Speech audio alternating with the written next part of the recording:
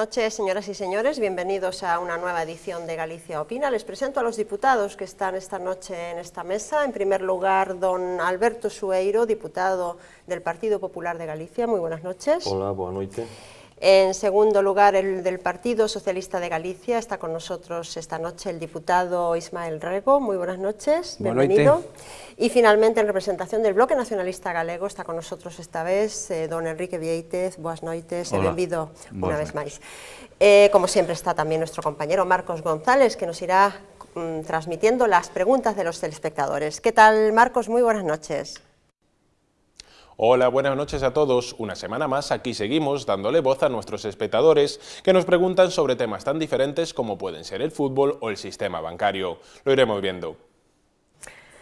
Así es, estaremos contigo en unos minutos, Marcos. En menos de 24 horas la crisis del naval ha dado un giro de 180 grados. El presidente de la Xunta ha anunciado esta mañana el acuerdo con la empresa mexicana Pemex para la construcción de 14 remolcadores. Esta noticia se suma al anuncio de ayer del consejero de Industria, Javier Guerra, sobre la solución que el Gobierno central ha puesto encima de la mesa al comisario de la competencia para resolver el conflicto del tax lease. Ambos anuncios parecen abrir las puertas a una solución a la crisis que de hace meses tiene paralizado al sector naval gallego. La propuesta alternativa al tax lease pasa por la modificación del impuesto de sociedades y permitirá habilitar un sistema de bonificaciones similar al que ya existe en otros países de la Unión. Y si el naval comienza a ver la luz al final del túnel, los afectados por las preferentes también atisban una solución. La decisión de la Fiscalía General de presentar una demanda colectiva ha sido aplaudida por la plataforma de afectados, aunque también indican que continuarán con sus protestas callejeras. Si la denuncia prospera y se consigue una sentencia, los afectados consideran que se abre la puerta a que Nova Galicia Banco deba devolver el dinero invertido. Pues así es, después de meses de parálisis en la industria naval gallega, se abre paso a una solución que devuelva la carga de trabajo a los astilleros gallegos. Marcos González nos amplía toda la información. Esta ha sido una semana de buenas noticias para el sector naval. Finalmente parece que el gobierno ha encontrado una solución para el tax lease español, que permanecía ilegalizado desde hace casi un año. Bruselas entendía que el sistema español suponía una discriminación positiva para un sector concreto, que podía compararse con una ayuda estatal.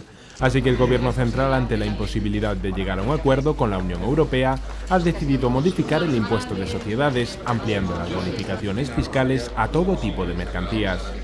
Porque a partir de este momento, esa amortización anticipada y esa amortización acelerada se podrá aplicar a todos aquellos activos, a todos aquellos productos, para entendernos, que tengan un periodo de construcción superior a un año, caso de los navíos, de los barcos, y que no se produzcan en serie. El nuevo sistema utiliza figuras impositivas ya autorizadas y no establece ventajas específicas para el sector naval, así que la Xunta confía en que Bruselas no encontrará motivos para echarlo abajo. No podrá echar abajo este modelo porque este modelo está basado en elementos ya autorizados, que ya se vienen aplicando en los sistemas fiscales, en los distintos sistemas fiscales en España y que están aplicados para todos los sectores. Por lo tanto, ya han sido autorizados por la Comisión Europea en algunos casos y en otros son de aplicación general. Si finalmente se cumplen las previsiones del consejero y Bruselas no presenta problemas, el nuevo sistema podría comenzar a funcionar dentro de 2 meses. Pero no hemos tenido que esperar ni eso para conocer los primeros contratos para el naval. El presidente de la Xunta ha cerrado hoy mismo un acuerdo con la petrolera mexicana Pemex para construir 14 barcos, 7 en los astilleros gallegos y otros 7 en colaboración con astilleros mexicanos. Significan sin ninguna dúbida un mensaxe de confianza para o sector naval galego que tan mal o estuvo pasando y espero deixe de pasar nos próximos meses. Además, la petrolera mexicana estudia la posibilidad de convertir el puerto exterior de La Coruña en su base logística europea. Bueno, vamos a intentar ir por partes porque la información es bastante densa. Señor Rego, le pediría una valoración sobre esta última noticia del contrato que se ha firmado con la empresa petrolera Pemex. ¿Es una buena noticia? ¿El Partido Socialista de Galicia valora positivamente este anuncio? Bueno, si se confirma e se convirte en realidad, porque o que firmaron aí, imagíneme que sería un preacordo, de momento mediáticamente non queda mal, o que acontece é que hai que ver agora en que se concluye na práctica pois ese acordo. En calqueira caso, esperemos que sexa certo e que todo vaya por bo camiño. Isto non resolve para nada o problema do sector naval en Ferrol, porque hai que dicir que o señor Feijóo con este acordo ainda non pon en carga de traballo os hosteleiros galegos no 25% da carga de traballo que había cando chegou ao goberno. E, por lo tanto, temos, sin duda, pode ser un paso importante se é que se confirma, pero non resolve o problema dos hosteleiros galegos, como ben se pode apreciar por parte de todos. Si se confirma é un paso adiante, pero, como dicía antes, eu creo que ainda deixo os hosteleiros galegos nunha situación de dificultade moi seria. O mesmo pasa co tema do Taslís. Vamos ver a ver en que se concreta todo ese tema, pero ainda que saia ben, ainda que se concrete ben, en Galicia o que hai unha falla absoluta de política industrial. E pareceme que os hosteleiros galegos teñen algún problema máis que o problema do Taslís. Dá a sensación de que hai un problema tamén de gestión empresarial, como se ten demostrado en algúns hosteleiros, e hai un déficit absoluto de política industrial en Galicia, como demostra a caída da política industrial nos últimos 3 anos, que caeu nada máis nada menos que casi o triple do que caeu en España, non? Señor Sueiro, supongo que usted no comparte e está máis optimista que el señor Rego, non? Sí, é evidente, non? Pero, efectivamente, non habrá, nin é posible implementar unha medida que resolva de golpe todos os problemas de ningún sector. Plantexar as cousas en esos términos, eu creo que é un erro.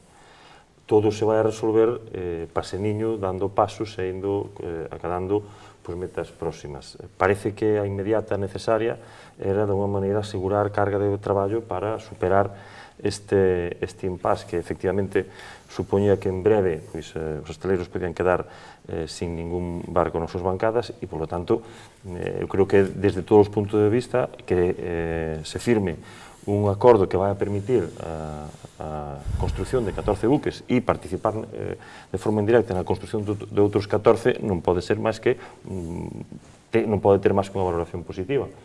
Que isto non é todo, que falla máis, pois efectivamente, pero eu creo que se estamos falando de valorar este feito non ten ninguna connotación negativa, porque o que é evidente é que a primeira salida para resolver o conxunto de todos os problemas que ten o naval é que os hosteleiros estén funcionando, estén traballando e estén facendo o que saben ben, que é facer barcos. Por lo tanto, isto non pode ser máis que recibido con unha boa noticia. O tema da superación do Taslís, ou de que se faga unha proposta xa definitiva á Comisión Europea para intentar volver a ter un modelo de unha estrutura fiscal de financiamento de barcos que nos permita competir, eu creo que tamén é positivo. É certo que haberá que ver ahora ao final cal é a resposta da Comisión Europea e como se materializa, pero, sin ninguna dúbida, supón un paso adiante sobre a situación anterior de que levábamos un ano sin que, efectivamente, se fixese ninguna proposta en firme. Bueno, pois o goberno, despois de 5 meses, que para uns parecerálle moi pouco, outros parecerálle moitísimo, pero a realidade é que despois de 5 meses de acceder ás responsabilidades de goberno, plantexa formalmente unha solución que, efectivamente, desde o punto de vista técnico, pode ser renunciar a un régimen fiscal específico para o naval, pero desde o punto de vista competitivo é igualarse a sistemas que están utilizándose en outros países, Francia, por exemplo, e de alguma maneira é, cando menos, permitir que os hosteleiros galegos poidan empezar a competir por contratos. Agora, pois, dependerá, por suposto, de moitísimas outras cousas, que isto, efectivamente, non era o único freno nin o impedimento exclusivo. Había otro elemento también que se anunció esta mañana y que era la posibilidad de que la empresa mexicana, la petrolera Pemex, estableciera su sede en el puerto exterior de A Coruña. Eso también generaría un impacto a lo mejor importante, ¿no? Señor Vietti, su valoración general sobre los 3 aspectos, sobre los contratos, sobre la nueva fórmula de evitar el tax lease o de desbloquear la situación con Bruselas y sobre incluso esta posibilidad de que el puerto exterior de A Coruña se convierta en la sede de Pemex en Galicia. Ben, sinceramente... Nos queda también el tema, evidentemente, del buque flotante del dique flotante de Ferrol. Efectivamente. Miren, no BNG temos, sinceramente, un pequeno remordimento de conciencia porque pensamos que somos os verdadeiros responsables de que non chegara a solución ao sector naval. E por que o decimos? Porque, mire, levamos 3 anos de goberno do Partido Popular na Xunta de Galicia e foi como consecuencia de unha intervención da nosa eurodiputada no Parlamento Galego nunha entrevista co comisario da competencia, mais ao día seguinte a pregunta que ten a nosa portavoz no pleno do Parlamento Galego cando se resolven todos os problemas do sector naval. Por lo tanto, a nosa responsabilidade ven derivada de que debéramos de facela antes, porque así a solución do sector naval xa estaría conclusa, non iniciada. Pero entrando xa no fondo da cuestión, algúns aspectos a destacar. Primeiro, efectivamente, se todo isto se confirma, benvido. E desde logo, nos agardamos que se confirme, que se concrete e, sobre todo, que se viabilice. Por unha simple razón. Dixémolo, e creo que aí coincidíamos todos, levamos perdido 9.000 postos de traballo. E os que quedan están pendientes, están nunha situación moi crítica porque non hai carga de traballo nin para públicos, nin para privados, nin para a Ría de Vigo, nin para a Ría de Ferrol. Ben, entón, polo tanto, agardemos que se confirme, insisto, porque levamos varios anuncios. Lémbrense vostedes, o convenio con a CEMIS para construir 7 buques e rastreiros congeladores, ningún. Convenio para renovar e ampliar a flota pesqueira de Rusia, ningún. O caso concreto de Panamá de remolcadores para o canal, ningún. Está o caso concreto de convenio con Petrobras en Brasil, ningún. Ben, agora hai un novo collo da chisteira, vale, desta volta agardemos que se cumpla. Sobre o contrato con Pemex, mire, Pemex en primeiro lugar é unha empresa pública e polo tanto terá que quitar a concurso.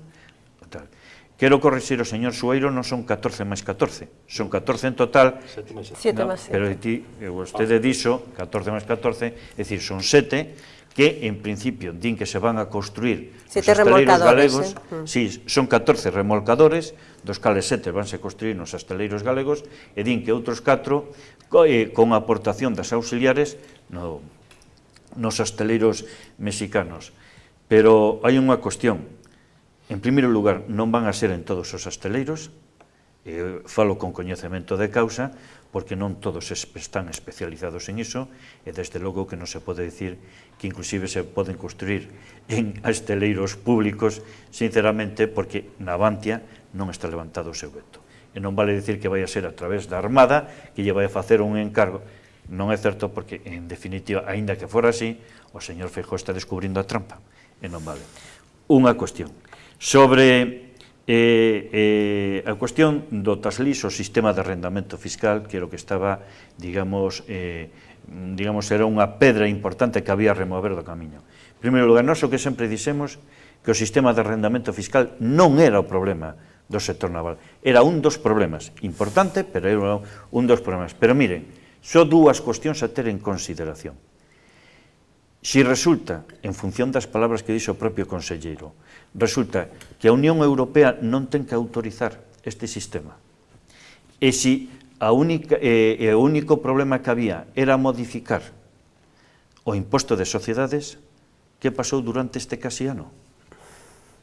Eso terá no que explicar. Entón, polo tanto, nós pensamos que había un problema de fondo, e é que o anterior goberno e o actual non querían modificar o sistema do imposto de sociedades. Ese era o problema de fondo. Ahora déronse de conta, se non renovan eso, se non removen, mellor dito, eso, non son capaces de implementar un novo sistema de arrendamento fiscal. Por lo tanto, perdemos 11 meses preciosos para esta cuestión. E por último, seguimos insistindo, e non é un problema de que antes non había nada e agora querémolo todo, non, é que se pode traballar todo unísono. Miren, non é o problema o sistema de arrendamento fiscal, é un dos problemas. O seguinte problema é o sistema de financiamento. Non hai financiamento para a construcción de buques. Terceiro aspecto, o sector naval galego necesita diversificación. En concreto, os 2 centros de reparación para o naval, un asentado na ría de Ferrol a través do dique de Navantia e na ría de Vigo. E por último, o caso concreto da industria de bens de equipo, que é o que fixeron a inmensa maioría do sector naval europeo e é onde podemos competir. Señor Rego, por alusión a lo que decía el señor Benítez, ¿por qué no se planteó el gobierno socialista la posibilidad de esta modificación del impuesto de sociedades? Esta solución que se ha dado ahora, ¿por qué no se había planteado Vamos a ver, antes? o Goberno de España, a todo agora, o que estaba defendendo é a posición anterior, porque había que defendela como boa, por unha razón, porque senón faríamos un recoñecemento implícito de que o Goberno de Sabiendas estaba facendo algo que era ilegal, co cual podíamos ter incluso algún tipo de cuestión cara a devolución desas axudas que se teñan dado, e, por lo tanto, pareceme que iso había que defenderle un tema que hai que, aínda no futuro, seguramente, que solventar. Pero, en calqueira caso, eu non sei se isto da modificación do imposto de sociedades, veremos a ver onde acaba, porque sabemos que empezou. Nós ainda non temos a proposta, por certo. O presidente da Xunta onte enseñounola no Parlamento, dixo que non tiña ningún inconvinte en dárnola, pero a verdade que acabou o pleno do Parlamento e non la facilitou. Por tanto, sabemos que nos medios de comunicación está, non sabemos en que se concreta, sabemos que se enviou a Bruselas, nós non a coñecemos, por tanto, habrá que coñecela, ver a ver en que se concreta, en que afecta ao sector naval e a outros sectores, vamos ver a ver, porque se modifica un imposto, é un imposto de carácter xeral. Sí, o que se vai a los modificar. otros sectores tamén se pueden ver implicados. Vamos a ver o que ten de utilidade eso para o sector naval, a ver se é verdad, pois benvido sexa. Vamos a ver a implicación que ten en outros sectores e vamos a ver se iso sirve para resolver o problema do sector naval, que nós xa dicimos que non. E iso demostrou no sector naval con moita claridade por a situación na que van estando as empresas pois ao borde dos últimos anos. Eu penso que o sector naval galego necesita unha potente política industrial. En Galicia ten que haber unha política industrial acorde co que representa a industria, e en especial a industria naval. E en Galicia, desgraciadamente, nestes 3 últimos anos non houve política industrial. E ese é o gran problema que eu penso que temos e que eso non resolve moito, nós tememos que non resolve a modificación do imposto de sociedades. Para el Partido Popular es una tabla de salvación, quiero decir, en la situación en la que se está, ¿esta es la mejor solución para el naval? A ver, claro, se plantexamos un debate de política industrial habrá que falar moitas cousas, pero iso é desviar un pouco a cuestión a que nos atendemos hoxe, que eu creo que a ninguén lle deben de doer prendas de recoñecer que efectivamente este é un paso adiante, que non é definitivo, que habrá que ver o que efectivamente eu se coincido con Ismael Rego, que as cousas non se poden simplificar dese xeito de que vamos 11 meses perdidos, porque nada, con modificar o imposto de sociedades, iso non era así, e o señor Benítez sabio, non era así. Son as declaracións do conselleiro. O conselleiro que dixo era cal era a solución. Iso non quere dicir que seguramente o goberno anterior tamén o valorase as súas implicacións, e eu creo que tamén o mellor habrá que valorar en alguna medida que quizá a aportación ou incluso a presión sobre unha solución que se pudo facer desde a presidencia da Xunta, pois tamén, de alguma maneira, axudase a que unha salida podera salir adiante. Eu quedeime un pouco co que dixo Enrique Vieites. Hombre, a mí sí que non me dan prendas. Se vai a depender de que a señora Miranda fa unha pregunta en Europa, por favor, faga unha cada semana. Que eu non vou ter ningún problema. Non se preocupe. E cuidado que a mí sí que non me va a dar prendas de dicir, oiga, pois se todo se resolve así, pero eu creo que, de alguma maneira, a ninguén se escapa que iso non é certo. Falaba dos contratos con Rusia, dos contratos con Panamá, con Petrobras, e con Pemex. Cando o presidente foi a México, pois acusóse de andar paseando, de andar por aí. Oiga, as cousas fanse, as cousas establecense, os contactos ábrense. Algúns van dando resultados en un tempo e outros máis tarde. A única maneira de ir conseguindo saídas, de ir conseguindo contratos e abrir campos e mercados é precisamente intentalo ir aí. E efectivamente, algúns sairán mellor e outro peor, pero a única forma que se pode facer é precisamente visitando aquel que en este momento está en condicións de construir barcos e explicarlle cal é a nosa situación, cales son as nosas competencias, as nosas potencialidades e intentalo. Creo que ese é o traballo que lle corresponde de incentivar ao goberno galego. E xa digo, eu creo que a estas alturas, e tal como están as cousas, e insisto, nin eu quero botar as campanas ao voo e dicir que agora xa está todo arreglado, porque non é así. Pero o que si é certo é que a situación de hoxe é moito mellor que a da semana pasada, e iso ninguén o pode negar, e esperemos, e eu creo que todos temos que estar de acordo que isto sea o comenzo dunha nova situación, dunha nova realidad que permita que os hostaleiros teñan un nivel de actividade importante. Lo iremos comprobando desde luego en las próximas semanas y este programa estará aquí para contarlo y para analizarlo. Si les parece, vamos con la primera pregunta de nuestros telespectadores. Buenas noches, Marcos, adelante. Pues el primer correo de la noche nos lo envía Alejandro Cid, que nos pregunta por la posible suspensión de la final de la Copa del Rey. Y es que, como saben, la presidenta de la Comunidad de Madrid, Esperanza Aguirre, ha amenazado esta semana con suspender el partido que enfrenta al Barcelona con el Athletic de Bilbao si se produjesen pitidos contra el himno de España. Por eso Alejandro quiere saber hasta qué punto estaría autorizada la presidenta para tomar esta decisión, si le parece bien que se mezclen de esta forma el fútbol y la política, y ya que estamos, ¿quién es su favorito para el partido de mañana? Bueno, esa última pregunta es la que a mí más me gusta en todo caso. Señor Vieites, la parte seria y la parte menos seria de la pregunta. Bueno, eu creo que a posición enunciada da presidenta da Comunidade de Madrid eu creo que é insostible. E desde logo, moitas veces, creo sinceramente, falando así de claro, casi é mellor que estea calada a que diga precisamente este tipo de cuestións. É dicir, se hai unha manifestación da que cesa dentro dun campo de fútbol sempre que non conleve violencia e, digamos, certo respeto, pois para min son todas legítimas, en primeiro lugar. En segundo lugar, estamos falando partindo dun suposto que non se sabe. Outra cosa é o que se dea no campo, como se ten dado, por desgracia, e teñen chegado a suspendelo, entre outras cousas, tamén o Celta lle afectou, por un imprevisto. Pero, non, están fora de contexto, non ten razón de ser, e sobre o favorito, que gana mellor, pero, sinceramente, os meus equipos son galegos. Señor Rego, bueno, eu penso que a señora Aguirre, unha vez máis, perdeu unha boa ocasión de estar calada. Pareceme que desperdiciou-na dunha maneira bastante dramática e creo que non fai ningún favor ao fútbol, nin ao deporte en xeral, pero tampouco a situación xeral de sosegamento que necesita a política española. Eu creo que non fixo ninguna aportación positiva. Eu espero que seña capaz de entendelo. Ela ten outros problemas que seguramente pretendeu tapar con eso.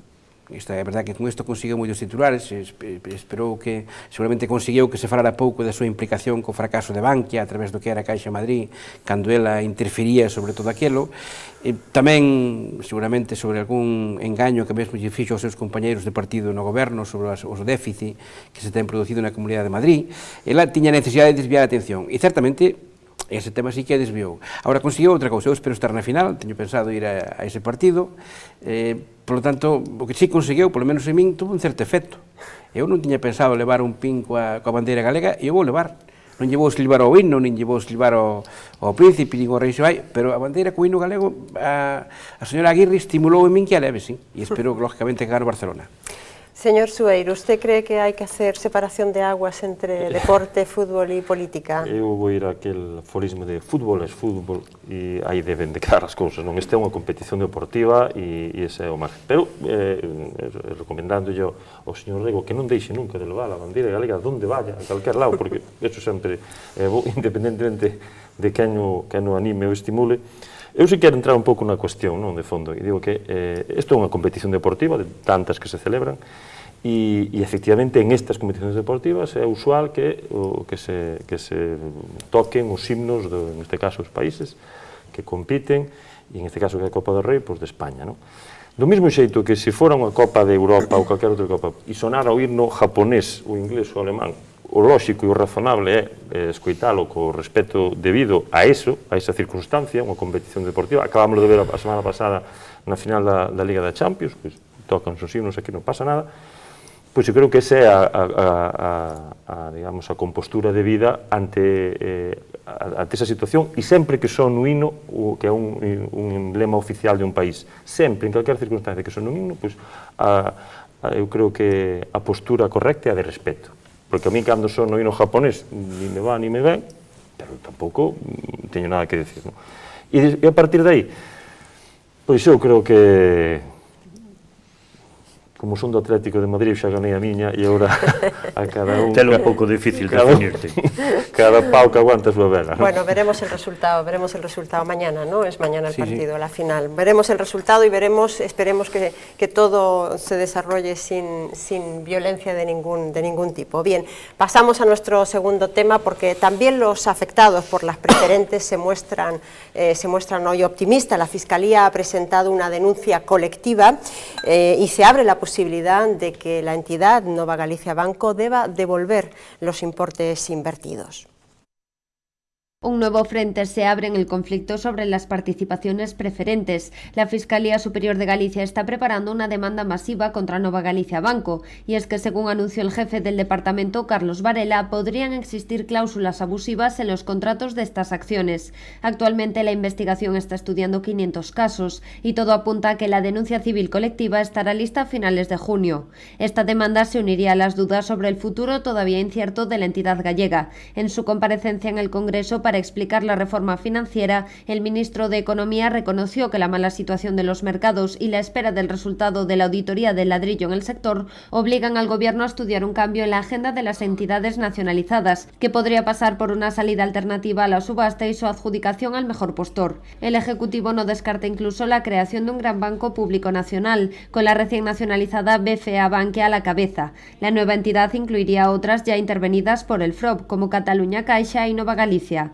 Aún así, Luis de Guindos aseguró que el Gobierno no moverá ficha hasta conocer los resultados de la auditoría, que se esperan para mediados del mes de junio. Y es que el Ejecutivo quiere evitar repetir los errores cometidos con Bankia y reconocidos por Luis de Guindos, unos errores que van desde su fusión hasta la salida a bolsa de la entidad. A la espera de que se tranquilice el escenario financiero, el Gobierno español mantiene abiertas todas las opciones. De ahí que el proyecto en solitario de Nova Galicia Banco siga vivo. Bien, vamos por partes, si les parece. Primero, la denuncia colectiva que presenta la Fiscalía contra el caso contra Nova Galicia Banco por las preferentes. Señor Vieites, su valoración, ¿cuál es? ¿Cree usted que esta es la vía para encontrar una solución? Para nós a vía é política.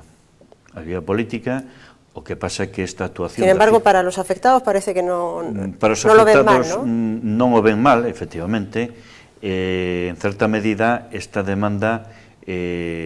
cando se efectivice, pois en certa medida revalida esa reclamación que nos temos e que tamén a inmensa maioría da xente entende que debe de ser de carácter político. E por que decimos eso? Bueno, en primeiro lugar, nos compartimos que a xente foi timada, foi estafada. Por múltiples razóns, pero basicamente porque non os informaron, inclusive... Bueno, non toda, non? Non toda. Non toda.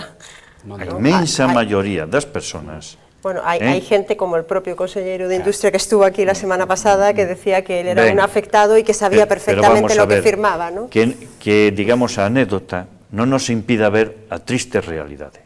E a triste realidade é que inclusive persoas que non saben ler e escribir, persoas menores de idade, están afectadas precisamente por eso. E sobre todo, porque tamén, entre outras cousas, non se cumpliu a Directiva de Protección das Persoas Consumidoras de Produtos Financeiros, a Directiva MIFID. Inclusive, hai xente que non asinou contratos e agora están aparecendo contratos asinados e non é súa asinatura. E, de feito, xa hai demandas no xulgado en donde os peritos caligráficos xa teñen demostrado ese tema. Pero, en definitiva, houve ocultación de información, porque se desde logo a xente lle dixera que non era unha imposición a prazo fixo, que foi o máis extendido que houve, sinceramente, posiblemente non se dera esta razón. A respecto da decisión do fiscal, non sabemos tremendamente positiva. Reforza a posición de, sobre todo, das persoas afectadas e contradice, e hai que decirlo, a práctica que, sinceramente, ainda hoxe é inexplicable do Goberno do Partido Popular. Porque o Goberno do Partido Popular, inclusive na reunión que tivo cos representantes das plataformas, abogou pola arbitrase, cando todos sabemos o que representa a arbitrase. E, por último, a solución que pasa destas persoas debe de ser do mismo tratamento que tuveron o resto dos bancos, incluídos Bankia.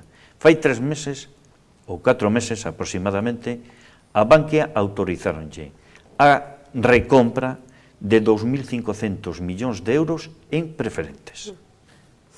Señor Sueiro. É que isto é un problema moi complexo, non? Entón, a mí, cando se di unha solución política, gustaríame que se me explicase cal é a solución agora política. O expliquemos. Que é o Para que non comunicar e que tipo de decisión hai que tomar. Porque é verdad que falase de 43.000 afectados, na Fiscalía só hai 500 casos documentados e que sirven para levar adiante a súa demanda. Por lo tanto, eu creo que hai que tomar as cousas, e este tipo de procesos masivos hai que tomarlos con certa perspectiva, non? Eu sempre defendín, e desde o noso grupo sempre defendemos, que o que hai que poñer de manifesto é que hubo un abuso de confianza en moitísimos casos. En moitísimos casos. Un abuso de confianza que foi o que levou a que moitísima xente se vira de alguma maneira inmersa en este problema que para nada era deseado. E, polo tanto, na medida en que hubo ese abuso de confianza, claro, e ese abuso de posición, porque todos sabemos que moitos directores de banco actuaban como verdadeiros conselleiros e asesores de moita xente que se fiaban a cegas. E esos casos, evidentemente, é que son dos que nós nos temos que ocupar e onde nós temos que centrar os nosos esforzos. E non de todos aqueles, moitos dos cales, e eu, pois, como todos, coñezo algún, que agora, vendo que tiñan unha inversión que no seu momento foi moi rentable e que agora ten moi poucas posibilidades de recuperar reembolsar o capital investido, pois tamén se está arrimando, pois, bueno, e agora que pasa se eu poñome aí e que tal? Pero era xente informada e que en ningún caso foron víctimas dese abuso de confianza. Por lo tanto, primeira cuestión, eu creo que temos que dirixir o esforzo a aquelas persoas que evidentemente sufriron ese abuso de confianza. Segundo, que fai o goberno galego? Pois creo que en ese sentido, e sempre o dixen e repito, deberíamos de comparar algo que fixeron o resto dos 16 con gobernos autónomos de España. Ningún tuvo unha acción tan activa. Que fixo? Reunión con todos os afectados, ou con as plataformas de afectados. Que fixo? Precisamente poñerse en contacto coa Fiscalía Xeral de Galicia para poñerse a súa disposición e cooperar precisamente coa Fiscalía para usar esa vía. Utilizar todos os seus recursos, que en esta materia a única competencia que ten é a de consumo, e utilizar todos os seus recursos en materia de consumo para abrir oficinas e facilitar a vía da que dispón, que é a vía administrativa, que é a da arbitraxe, que en casos individuales está recoñecido, ademais, que pode ser unha saída para casos individuales. Porque esta vía colectiva, ou esta salida colectiva, que a mí me parece extraordinariamente ben, sobre todo polo que significa como símbolo que se faga, e que a Fiscalía interveña, porque sitúa a cuestión nun punto diferente. Esta vía colectiva só pode aspirar a un éxito, que é demostrar que había cláusulas no condicionado que eran abusivas. Porque non vai a ir caso por caso a analizar o caso de cada persona para poder proceder ao reembolso. Ten que conseguirse que se demostre que había cláusulas abusivas no contrato e, polo tanto, invalidar o contrato e, como consecuencia disso, facilitar o reembolso. Un proceso largo, un proceso difícil. Eu creo que os esforzos que temos que dar estánse dando. Recentemente, o último Real Decreto do Goberno de Reestructuración Bancaria incluye a disposición transitoria sétima onde se di que o Goberno regulará os criterios e as condicións en que as preferentes deben ser devoltos. Por lo tanto, hubo unha iniciativa política. Está habendo iniciativas xudiciais. Xa digo, a Xunta puxo a disposición dos afectados os seus recursos, que é a vía administrativa, porque non ten outra, non temos competencias. E despois é unha cuestión. Isto, efectivamente, ten que ter un tratamento moi individualizado, porque as casuísticas son moi particulares. E que ninguén engañado salga perjudicado, pero que tampouco estemos abrindo unha vía para que agora poda sentirse afectado. E unha última cousa, nada máis, unha reflexión última, que digo que a principal garantía de que este problema con Nova Galicia Banco, que non foi a que o creou, que é un problema que ven derivado das caixas, se resolva, a principal é que entre todos consigamos garantir a continuidade de Nova Galicia Banco como entidade. Esa é a principal garantía. Por lo tanto, eu moitas veces dame a impresión de que se está cargando as tintas excesivamente sobre Nova Galicia Banco, cando isto é un proceso que afectou a 52 entidades e empresas privadas. E segundo, a solución que deu Bankia non pode ser aplicada a Nova Galicia Banco por unha cuestión básica. Nova Galicia Banco é unha entidade intervida e é a propia... Bankia non. Agora sí, no momento que fixo Canxe non. no momento que fixo Canxe, era unha entidade que salira a bolsa e, polo tanto, digamos... Tiña fondos públicos, lembrese. Cuidado, o feito de que tivera fondos públicos é unha entidade que cotizaba en bolsa e, polo tanto, estaba considerada un banco absolutamente privado, e aí os seus accionistas podían dicir a limitación que ten Nova Galicia Banco é que, ao ser unha entidade intervida e, polo tanto, nacionalizada, é o propio, e xa se liu varias veces a carta que remitiu o comisario de competencia, dicindo que, desde logo, a Comisión de Competencia non va a permitir que con fondos públicos se restituyan partes do capital de sociedades privadas. Polo tanto, ojalá se busque unha solución. A mí parece boísimo que os xulgados entren en funcionamento, porque eso dá unha nova perspectiva á cuestión e logo mete moita máis presión, pero de todas maneras, sigamos con este camiño. Me gustaría separar aguas por una parte el tema de las preferentes y por otra parte el tema del futuro de Nova Galicia Banco como entidad, que si bien es cierto una empaña a la otra, están condicionadas por otras causas, ¿no? Y concretamente están condicionadas por las decisiones que se tomen en la reforma financiera, ¿no, señor Rego? O tema das preferentes é unha parte do charco que generou o presidente da Xunta cando se meteu a interferir no que eran as caixas de aforro que tiñamos en Galicia promovendo a famosa fusión da que se consideraba o campeón. É unha parte do charco. Por certo, non temos coñecemento daquele informe que se encargou, que nos costou a todos pois unha cantidade non pequena de recursos, máis de 1 millón de euros. Non sabemos aínda cal é o resultado, pero imaginámonos que en ese informe pois debía de estar este problema das preferentes. Sin embargo, parece que non aparecía aí, porque se houbera detectado aí, seguramente que daqui a la había posibilidades de resolverlo, como resolveron outras entidades. Claro que o goberno galego está facendo máis cousas que outras comunidades, moitas máis non estará facendo, algunha cousa está dicindo que fai, pero o problema é que en Galicia temos o problema sin resolver, noutras comunidades está resolto, en outras entidades. Ese é o problema que hai. Dillos de Bankia. De todos os xeitos, cal é o tema que eu vexo aquí? O tema que eu vexo aquí, no tema da apertura do fiscal e de intentar buscar unha solución de conxunto, eu tampouco estou moito de acordo que teñamos que considerar a todos igual, niso sí que non estou de acordo, porque me parece que hai personas de boa fe que foron, de alguna maneira, literalmente engañadas.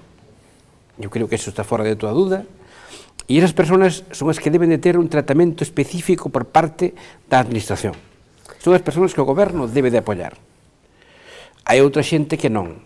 Por certo, que non son anécdotas, hai bastante xente. E eu penso que é máis, a maioría dos recursos me temo que está en esa xente, que facía para invertir e que facía para ganar cartos. Claro, se esta solución a vamos a buscar e unha parte da búsqueda do problema, que eu espero que se resolva, se vai a facer con carto a cargos públicos, que se vai a facer con carga, non hai duda ninguna, parece ser, porque Nova Caixa Galicia Banco non ten para sobrevivir ela, para canto máis a facer frente a isto. Se vai facer con cartos públicos, vamos a ver, con cartos públicos financiar esa xente que lle gusta xogar e que lle gusta invertir, pois mire, non. Ahora, financiar, se fai falta, a aqueles que foron engañados na súa boa fe e exigir responsabilidades dos que se engañaron, claro que sí. Por iso os socialistas galegos pedíamos unha comisión de investigación no Parlamento que, por certo, de xeito inexplicable, o Grupo Parlamentario Popular, imagino que por orden do presidente da Xunta, sigue bloqueando a posibilidade da súa constitución. Porque eu penso que Nova Caixa Galicia Banco, das preferentes, que é unha das razóns e outras, que está creando isto sobre a Nova Caixa Galicia Banco? O que está creando é unha desconfianza tal que eu penso que inviabiliza o proxecto de futuro como entidade bancaria, porque unha entidade bancaria, eu pareceme que está basada, o seu sustento, fundamentalmente na confianza. E en tanto en cuanto non se resolva este problema, e algúns outros ainda que hai, por explicar como se foron os directivos, canto levaron, que xestión fixeron, quen é o responsable de todo eso, en tanto en cuanto eso, non poñamos luz sobre todo eso, vai a ser imposible que naide seña capaz de dotar esa entidade da confianza necesaria para que os galegos volvan a creer nela. Hoxe, todos temos directores de sucursales desta entidade, seguramente no noso contorno. Basta falar con eles. E como non é que a xente retire os fondos que ten aí, non, está anulando as contas. Señor Rego, un problema grandísimo, ¿no? Precisamente creo que la pregunta del siguiente telespectador va sobre eso, sobre la confianza de los ciudadanos en la banca y en los gestores de la banca. Marcos, por favor, adelante. Antes de pasar a la segunda pregunta, permítame, como siempre, recordarles a nuestros espectadores que pueden enviar sus propias preguntas al correo electrónico galiciaopina@populartv.net. Y dicho esto, vamos con el correo de Victoria Cortizo, una espectadora preocupada por su cuenta en Nova Galicia Banco. Y es que después de todo lo que ha pasado, del problema de las preferentes, del futuro incierto de la entidad, ¿de verdad creen que sigue siendo seguro tener el dinero en el Banco Gallego? ¿Usted qué le diría, señor Vieites? Non son banqueiro, e aparte como non teño cartos, pois sinceramente non sou eso. Ora, o que si é certo, a preocupación desta persoa, como eu creo que a inmensa maioría, eu tamén teño os cartos en Nova Galicia Banco, por unha cuestión máis que nada de política, é dicir, agardo que sexa o banco, xa que non nos eliminaron as caixas, que sexa o Banco Galego e que siga en solitario, que teña solvencia, pero que teña seu capacidade de decisión aquí e que acompañe o desenvolvemento económico e tamén as familias. Pero hai unha cuestión que eu creo que é inevitable. Quen ten que recuperar a confianza é Nova Galicia Banco, porque a traicionou. Aproveitouse precisamente desa confianza construída a través de casi 200 anos para poñer en práctica este tipo de cuestións que, sinceramente, foron engañosas e abusivas. Mire, volvendo un pouco de atrás, porque eu creo que hai que tocalo. É dicir, o Instituto Balear de Consumo sancionou a 4 entidades bancarias por prácticas abusivas. Por prácticas abusivas. Que menos que o Instituto Galego de Consumo abrise un expediente a Nova Galicia Banco, ao Banco Pastor, ao Banco Popular, ao Banco de Santander, a Telefónica e a todos aqueles que comercializaron preferentes no tramo minorista, que é o que me estou referindo eu, no tramo minorista, é dicir, aos aforros familiares, os que se quedaron cos aforros familiares, para determinar se hubo prácticas. Porque, además, é curioso, é por iniciativa da Fiscalía que vai a presentar unha demanda de carácter colectivo por prácticas abusivas. Eso era o que debía de facer o Instituto Galego de Consumo. E, por último, señor Sueiro, lémbrense perfectamente cal é o acordo parlamentar, que todos votamos a favor.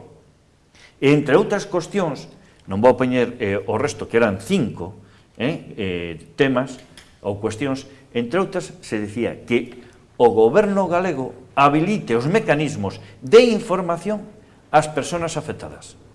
Pero en ningún momento, ningún dos 3 grupos, e polo tanto o Parlamento Galego, habilitou ao goberno galego para que se decantara pola arbitraxe. Gustaríanos saber cal é a razón, que, por certo, o señor fiscal está desmontando a argumentación do goberno galego actual. Porque, mire, en que circunstancias se vai a arbitrar? Saben a como están cotizando no tramo minorista ou no mercado secundario os preferentes? A un 40 e un 45%.